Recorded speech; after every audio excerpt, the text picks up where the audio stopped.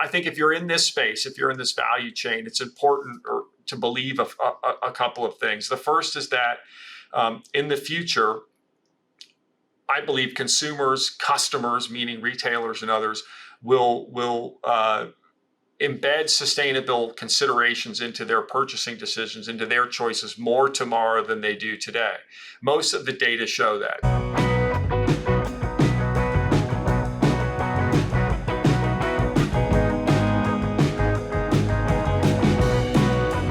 Hello there, I'm David Dayhoff with DSM Firmenich Animal Nutrition and Health, and this is our second episode in the special sustainability series of podcasts. With me today is Stewart Lindsay. He's the Chief Sustainability Officer of the Campbell Soup Company. So welcome, Stewart. Great to be here. Thanks for having me. Yeah, thanks. Thank you for being our guest. Why don't you go ahead and introduce yourself a little bit to the listeners of what your role is at the Campbell Soup Company. Happy to, yes. So Stewart Lindsay, I'm the Chief Sustainability Officer at Campbell's, and I've been in the ag and food space for almost 25 years now. I started thinking about it and working on it when I worked at Edelman, the big global public relations and communications firm.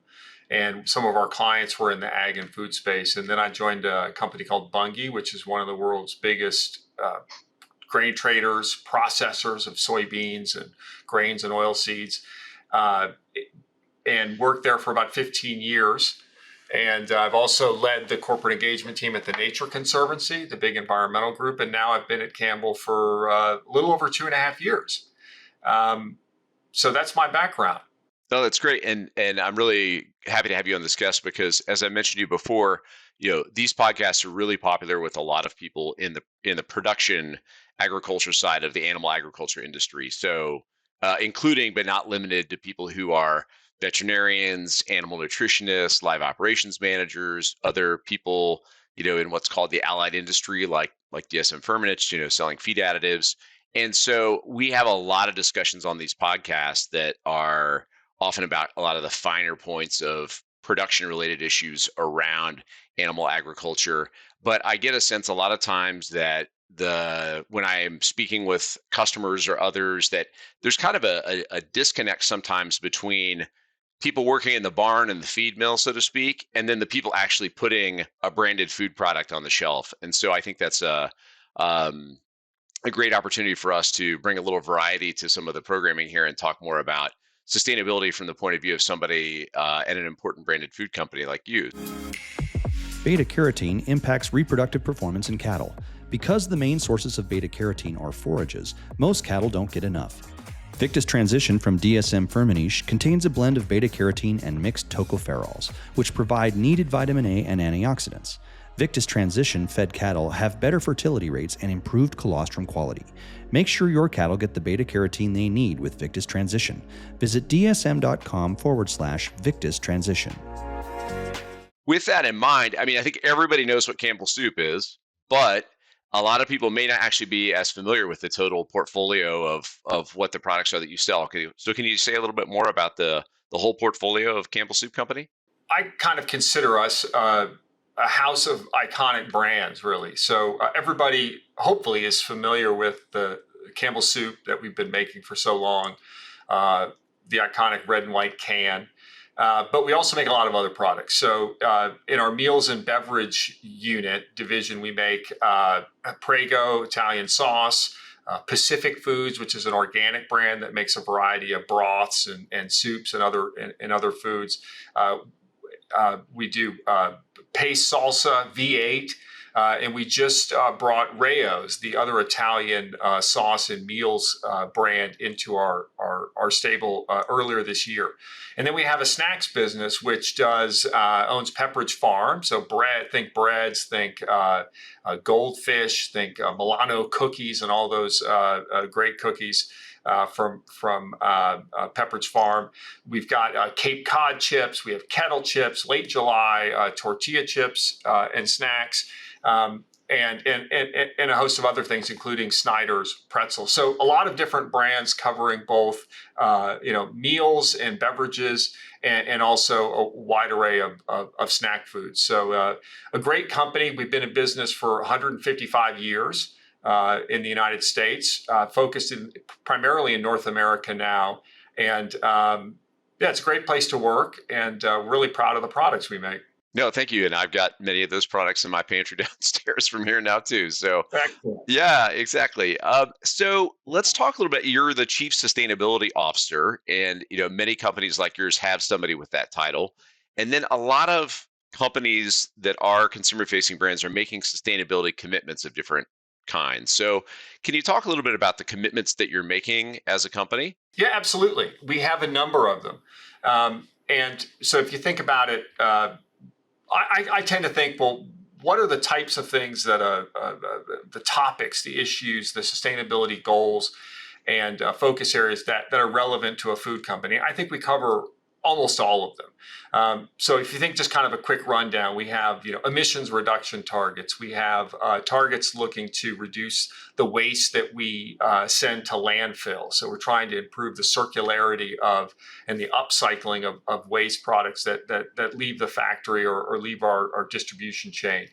We have water targets. We have targets to improve the proportion of key commodities that we buy in terms of bending those towards sustainable agricultural practices. We have responsible sourcing commitments that relate to really all the products we buy, and ensuring that we can have enhanced traceability of those products, that we know more about how they're made, where they're made, for human rights and other issues like that. And we have a variety of other kind of targets related to nutrition, related to packaging, trying to improve the recyclability, the compostability of our packaging. So if you think about the value chain, if you think about the way we operate our facilities, if you think about what the product is, how it's packaged, and what happens to it at the end of its life, those are all the things that we're focused on. I think sometimes sustainability, when you think about it, most people in the value chain are working on these things. And sometimes it feels like, well, we're all working on slightly different things. But in fact, I think it's all part of a larger set of themes. And most of what we're concerned about from this space, and I think most other food companies are concerned about, it's issues that we see developing in the marketplace or among key stakeholders, the investors, customers, employees even. And so I tend to think of it, and this really stems from my history, my background. I started working at Bunge, and I was really responsible for the enterprise level for communications, reputation management, supporting the CEO in that work. And it became clear to me pretty early on, and this is 20 plus years ago, that if we didn't handle as an enterprise, as a global public company, some of these sustainability topics, climate change, biodiversity, things of that nature, that I wouldn't really be doing my job as somebody who's trying to manage the brand, the reputation of this global enterprise. So I started to focus on those things and say, well, what can we do in these spaces? And that slowly over time became my job. And I still believe that if you're not fundamentally focused on these topics, that you're really missing both the opportunity to mitigate risk, but also just plain business opportunities. And so when people ask, well, why do you focus on these things? That was going to be my question. Yeah. So why bother making these commitments? Like, who really cares? So I come back to a few things and a few trends. And so I think if you're in this space, if you're in this value chain, it's important to believe a couple of things. The first is that in the future, I believe consumers, customers, meaning retailers and others, will embed sustainable considerations into their purchasing decisions, into their choices more tomorrow than they do today. Most of the data show that. And I know there are puts and takes where the data say it, but yet no one seems to be at the retail cash register paying explicitly for it. Or there are gaps there. In some cases they do, some cases they don't. But I believe that those trends, they've all been heading in one direction for a long time. And I don't see anything both from a research perspective or even from a qualitative kind of perspective out in the marketplace that would say that those trends aren't continuing, right? And so the question would be, well, where do you intersect those trends and the best way for your business. And it may be more relevant to certain products than others, but I believe that's happening and will continue to happen. And the second thing is we see a repricing of environmental assets, right?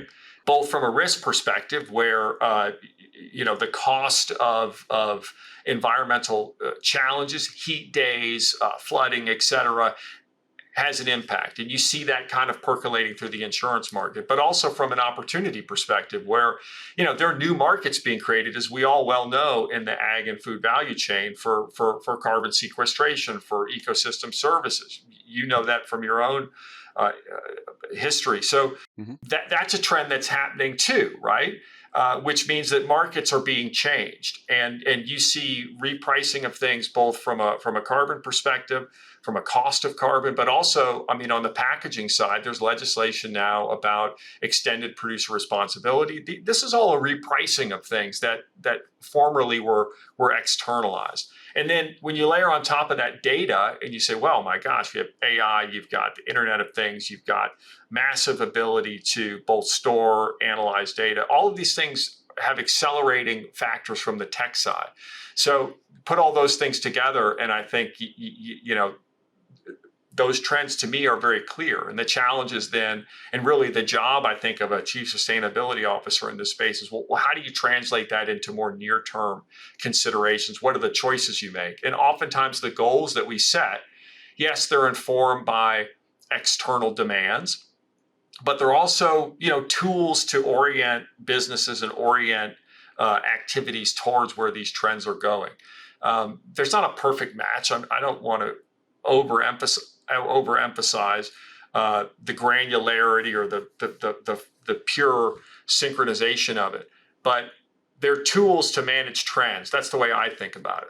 So to double back a little bit, you talked about some of the goals before: emissions, greenhouse gases, but also some other things around water or other social variables, et cetera. And your company is a company famous for soup, goldfish crackers, cookies, tomato sauce. So, here I am working on an animal ag podcast, so people who are concerned about, people that make coffee or that make crackers and cookies, like, why is it relevant to you actually to be talking to an audience of people that are in the, let's say, the beef and cheese and pork business? Sure. Well, I would start with just maybe 3 words, which would be chicken noodle soup. So that might say it all. I don't know. That's right. That's it. I think we have protein of various types: chicken, pork, beef, seafood in the soups that we sell. If you think chunky is a lot of beef-based soups in that line, in that brand. I just mentioned chicken noodle soup, but you think about there's a lot of cheese used in the production of goldfish. We sell a lot of broths and stocks. The Swanson brand is a Campbell brand, so all of the the chicken stocks, beef stocks that you can buy at the store, Pacific in the same area. So we have, and of course, Prego and Rayo's have meat sauces. So there's very, very important ingredients to a lot of the products that we make. And when you stack all that together, it makes an impact on our Scope 3 emissions, the emissions in our value chain. So things like we have to think about how they're produced and what type of policies are used in those productions, and also kind of thinking actively about, well, where are some of the levers that we can pull in collaboration with the animal ag chain to reduce emissions for the full value chain, because those redound to us. And then, of course, our can of soup is the Scope 3 emissions of some of our big customers on the retail side, all of them really. And then they're asking us, well, how can we think about the product carbon footprint of a can of soup, and what can we do to reduce our Scope 3 emissions? So you get that cascading effect, and so it's very important to us. Yeah, and I don't know if it's something you're able to talk about or not, but even the degree to which, I off the top of my head, I don't necessarily put Campbell Soup Company in the category of sort of protein companies, but it turns out, like you said, the protein when you stack it all up is actually a relatively big contributor. Have you been able to quantify that? Is there anything that you've published yet on the extent to which your footprint is driven by the animal proteins? we've definitely quantified it, and we've done a lot of homework on, where kind of on a cost curve some of these reduction potentials exist. We've looked, deeply into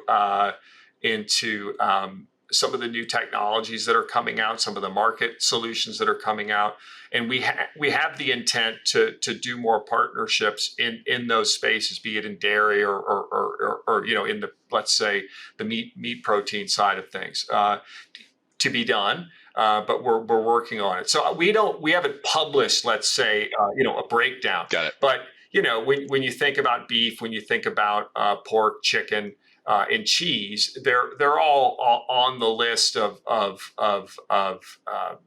contributors to Scope 3 emissions that are evident and things that we're thinking and working on. You talked about these trends around consumers, and while it's going to be more tomorrow than it is today, but there's a long trend that you don't see reversing. And you also mentioned investors as well. If you could try and explain a little bit more to people who are many steps back removed from where you sit, back raising analysts, about what are kind of the really major forces that are going into the balance that you described to make between how much change that you make, but also that you have to start making changes. I guess your question is kind of what are some of the factors that sit higher on the list. So it's really a mix of things, and it's changing and evolving fairly steadily, or consistently, I should say. So I don't think I could say, well, it's absolutely this above all others. But if you think about it, we have, and most folks in this value chain are working on the same challenges, right? We're all kind of looking at the same problem from different angles. And I think one of the great things about the ag and food industry is that it has been working on these in a lot of creative ways for many years. And so many of us have collaborated on platforms or in groups that have been working on this and trying to unpack a very challenging question for a long time. And so that's exciting, and I think beneficial. So I'm sure there are folks in the animal ag value chain who could teach me quite a bit about what some of the forces and factors are. So I have to speak with a certain degree of humility, but I would break it down as follows. Look, I mean, Sure. I think most folks would look, and I think that the data about companies' engagement on things like climate change is pretty clear, right? Most people say, well, look, this is an issue that's evolving quickly and in a fairly definitive way. There are risks that are surfacing that we have to grapple with from a supply chain resilience perspective, from an operational resilience perspective. But there's also, regulatory and transition risks that are happening, right? And so we have to tackle these problems. I think investors, broadly speaking, especially long-term investors, would say, well, there are future risks related to this. How are you governing these questions internally? How are you integrating them into the business? And customers are seeing, I think, and I'm not a marketing person, so I have to be clear about that. But in the discussions that we have with customers, they want to include more of this in the product offerings that they have, and the messages that they can make to their customers, whether it be consumers or other B2B customers. So it's kind of comes from all different directions. I think I emphasize the trends because there are still gaps between what the data say and what actions are in any given moment. But the challenge is, how do you lump all that into an existing marketplace that has its own pressures and needs and demands for margin, for volume growth, for et cetera. That's really the challenge. And in a lot of those cases, the questions are, they've yet to be answered. We're still exploring and experimenting with different approaches. So I hope that answers your question. It does. It actually helps me rephrase my question a little bit of a better way too, that a lot of times when I am out interacting, whether it's with our customers or I go to a lot of ag industry conferences or things like that, and I frequently get some version of a question from people that is something like, David, isn't this just a bunch of this sustainability stuff is kind of like PR fluff for the company or something like that, isn't it? How does this stuff really matter? I mean, most decisions are going to have relation to costs and capex and all the other things that you have to consider. Mm-hmm. And I think it's a fairly well-known challenge in the sustainability space that sometimes the ROI on various sustainability ideas or programs is can be hard to pencil, right? I think you see incentives on the climate side. Currently, the last few years have helped advance quite a bit of investment in decarbonizing manufacturing, advancing renewables, electrification of fleet. I think there's that's evidence that some of these things are still need some support to help get ramped up, right? So there's no shortage of challenges, and there's no shortage of like with I think in any enterprise there are going to be competing interests for capital and for investment, right? Even among different types of projects. So, but I think that the challenge of all this is, and that's why kind of the role that I have is to also to look forward and say, okay, well, where do some of these things go? What are some of the pragmatic steps we can take to prepare ourselves for that? And sometimes that involves managing stakeholders who have legitimate questions and concerns. Sometimes it means partnering with NGOs and others who can bring different solution sets that don't exist within companies to bear on a problem or a challenge. And sometimes it means having to decide that we can't do that, or it doesn't make sense for a company like us to tackle this problem.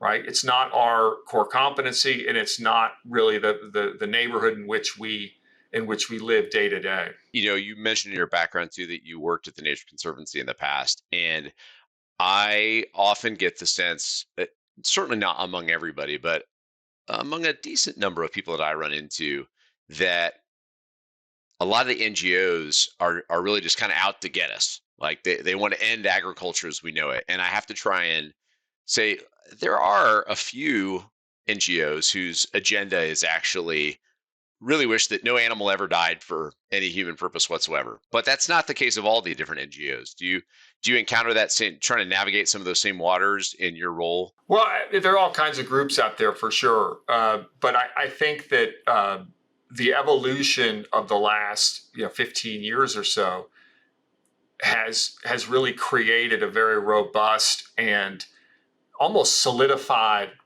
type of partnership among business and what I would call, project or solutions-based NGOs. So, and those could be extremely beneficial and very pragmatic, and are really actually quite essential to unlocking some of the potential that are out there. So, if we want to see the development of, more robust markets for ecosystem services, for carbon sequestration, for sustainable agriculture, and the benefits thereof, right? And benefits that could accrue at many different parts of the value chain, from the feed producer to the rearer of an animal, or to a dairy operator, what have you. That's going to require a combination of science. It's going to require market mechanisms and business. It's going to require social agreement and support. It's going to require policy, and businesses can't do that by themselves. And I think what's interesting about NGOs, and what I certainly saw when I worked at TNC, and we worked with companies, that was our group's job, was to do that, and we worked with big ones in the food and ag space. You basically have some of the smartest people you'll ever meet bringing a very different perspective to the same challenge of, be it, we did quite a bit of work on, beef, grazing, and things of that nature, right? What's a sustainable roadmap for beef production in the U.S.? And that's where you get the perspectives from a scientific lens that would say, actually there are benefits to having cattle graze in the Great Plains and in the northern plains of the United States, because it actually has a beneficial cycle to biodiversity. It protects it values grasslands, right, which have enormous benefits that aren't even really quantified adequately today. Now, that perspective isn't going to come from industry or from necessarily from some other quarter, but it comes from NGOs, and they can bring empirical data, science, and smarts to problems that don't make sense for a company like Campbell or somebody else to try to figure out themselves. That's really helpful. That's a great insight there. You just mentioned biodiversity. We mentioned earlier you in your introduction you covered a handful of different things that you have commitments on.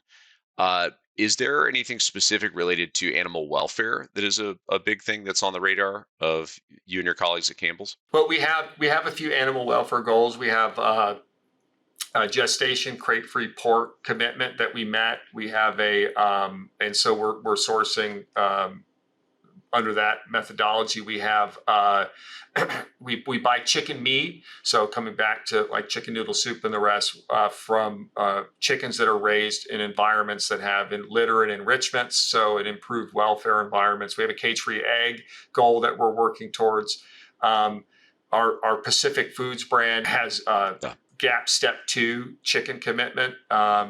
So they're putting, for their products. So we have a handful of them.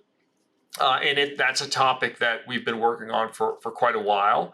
And it's a topic that has, as everybody in this value chain well knows, quite a number of external parties that are actively engaged in promoting, changes to the business, improved welfare across a variety of different metrics. We're evaluated on that by independent entities, be it NGOs or be it consortia from the financial community, things like that, and by independent ratings. So it's a topic that, if you're in the food business and you deal in products that have animal protein or animal ingredients, it's something you have to deal with for sure. We sell a lot of products that have no meat, just vegetable soup as opposed to chicken noodle. But it's something that we have to grapple with for sure. When I started in this role, and I've been active with the U.S. Roundtable for Sustainable Poultry and Eggs, and interestingly had a lot of background in looking at things like carbon and emissions and whatnot. But I hear from a lot of the companies in that group that if you're forced to pick only one thing that you hear the most about, whether it's from the consumers or NGOs, it's actually animal welfare today more so than some of the other environmental commitments. And I didn't know if you also felt that too, whether the pressure from investors or NGOs or whatnot upon you, or like you said, the independent third parties. It kind of depends upon month it is, I guess, but there's a lot of attention and increasing, regulatory action on climate and emissions, on packaging. I think if you look at some of the research and you ask generally consumers, well, what do you associate with sustainability? Packaging is top of the list.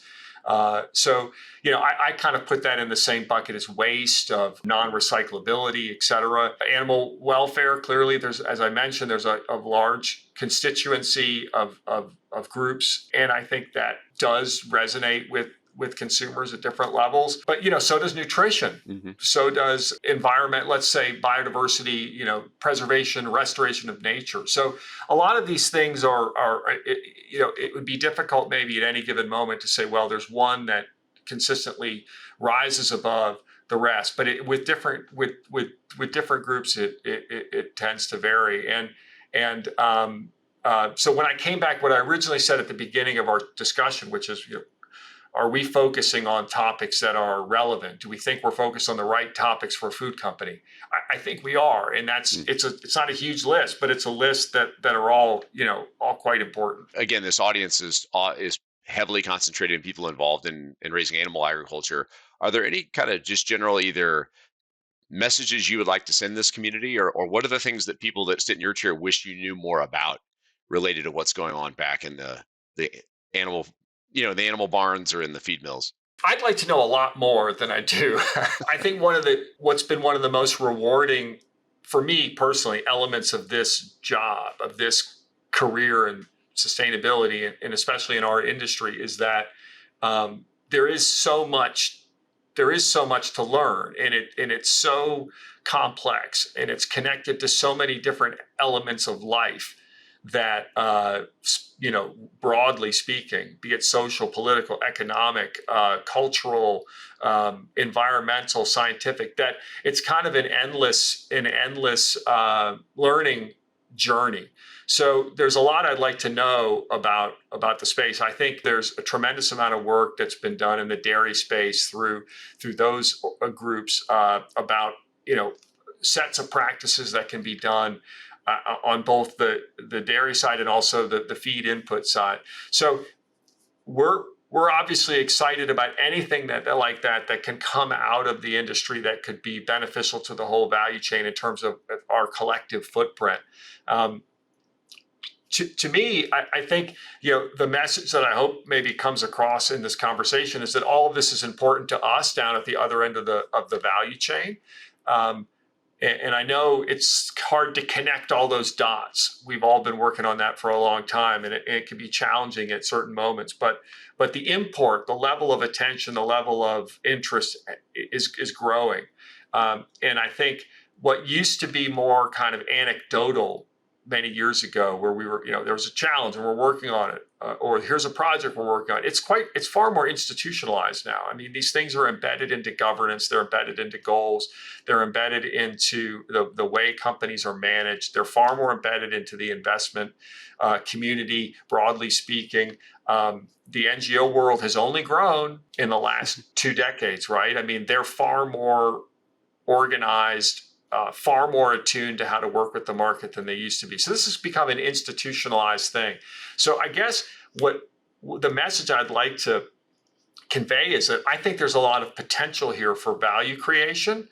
And I think about ag being quite uniquely positioned as the stewards of true environmental systems, environmental assets, and that if there's potential to have those valued differently than they are today, that means there's more value creation opportunity. And so I hope that we can all, capture that, and that the systems we develop are efficient enough, that the standards and science point in a constructive way towards solutions, that it makes sense at all the different points it has to. And so I'm hopeful. And I hope that there's additional opportunities to kind of partner on that. That's a great message, and it's one that I sense and I sometimes try to articulate, but it means a lot more coming from somebody that actually is putting products in consumers' shopping carts too, right? That there is this opportunity to get back and value what's happening at the farm. I do get a sense that a lot of times there are people that think that what's happening at the farm is actually not transparent enough, and not because there's actually suspicion or something to be discovered that is going to be a negative about what's happening back at the animal farm. But to the contrary, farmers have a lot of credibility, and actually having more information and more connection to what they do is something that companies like you will value. They want to associate your family of brands more to the farms where the things come from. Again, to be clear, you see data that talk to where consumers want to go, the values they want to express in their purchases, and then what happens at the cash register. There are gaps. Yeah. Don't get me wrong. I don't want to overemphasize things or emphasize things incorrectly. But take it back to the B2B side. I think there is. I mean, we have more and more conversations with customers. When I say we, I mean the sustainability team about the supply chain and what things are happening in there, and how can you, what is the connection to the farmer, and how can we tell those stories? How can we substantiate those data, right? I think that level of awareness, I think that's an indicator of the level of awareness and the level of interest from society writ large in seeing more sustainable agricultural practices or evidence of said existing sustainable agricultural practices told. And so we have some, direct supply chains that I think that's something we think a lot about. How can we make sure that this connectivity we have to the farmer comes to life and can celebrate what they're doing? And also, some of the ways that as we can evolve all this to point out and say, look, this is, we're not just doing good, we're actually restoring. We're actually, there are more data to show you this. There are more opportunities to both substantiate but also bring to life. Great. One more question on this part. I had in a previous podcast a conversation with a consultant from Bain who does a lot of work in the food and ag space, and he said that he thinks there's sometimes a misconception that either products have to have, there's just nothing, like zero sustainability attributes towards them, or it has to go all the way to the nth degree at the other end of being the absolute full suite of any possible green, eco-friendly, animal-friendly, whatever kind of thing you have to do. And in fact, that there's a lot of space for something to be done in between. And what people really need to understand is that stuff has to be done at scale at the end of the day. Like certain things that consumers are never really going to know the level of detail. They need to be confident that things are done, though, that are making progress, and it's got to be something that can scale. I think you and I have talked about that a little bit before. Is that something that you see as well from where you sit? At the end of the day, there's a lot of solutions out there, but if they're not something that's practical or it can't be done at scale or is really going to impair the efficiency of the supply chain, then it's something at the end of the day, you're not going to try and drive among your suppliers or within your value chain. Is that right?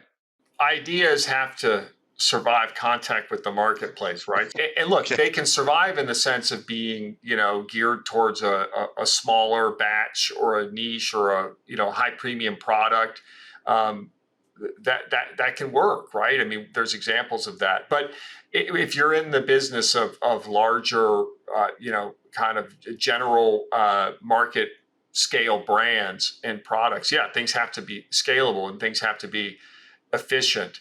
And that's why I kind of come back to that idea that if we have the right standards in place, the right measurement, if we're focused on the right things and not trying to do everything. And I think that was maybe a little bit some of the weaknesses of earlier attempts at certification and others, where the standards were written and it became a little bit like a Christmas tree. They're hanging ornaments all over it because it was an effort in gathering support from a variety of different constituencies, each of which had certain important elements, none of which were not important. But when you put them all together, it becomes quite a weighty thing.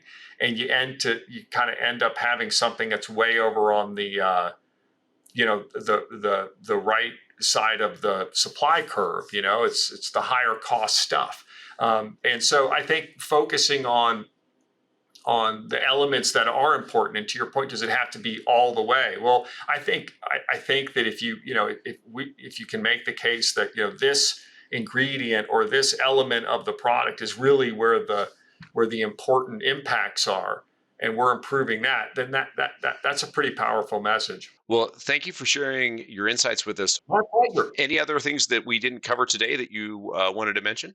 No, I really appreciate the opportunity, and I don't get as much opportunity to speak either directly or through a podcast to this part of the industry. And again, my comments are made with a high degree of humility because there's a lot of elements of the production, animal ag side of the world that it's not where I grew up. So I hope that these perspectives are I'm sharing them with humility, and I hope they're helpful. Well, thanks very much for sharing your time too. We very much appreciate it. My pleasure. Thanks again, Stewart. All right, bye-bye. Take care, man.